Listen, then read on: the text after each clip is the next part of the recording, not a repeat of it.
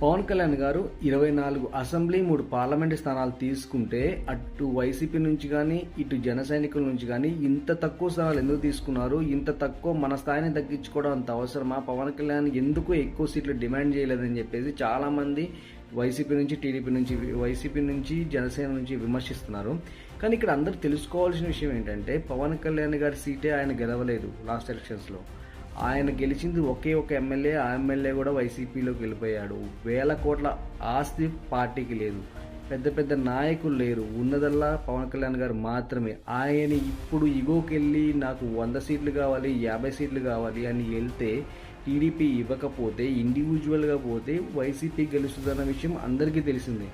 ఇక్కడ గుర్తుపెట్టుకోవాల్సింది ఏంటంటే ఫస్ట్ పవన్ కళ్యాణ్ గారు నిలబడి అసెంబ్లీలో ఇప్పుడు ఇచ్చిన సీట్లలో 90 to 95% గెలిచి అసెంబ్లీలో అడుగు పెట్టి గవర్నమెంట్లో కీలకంగా ఉంటే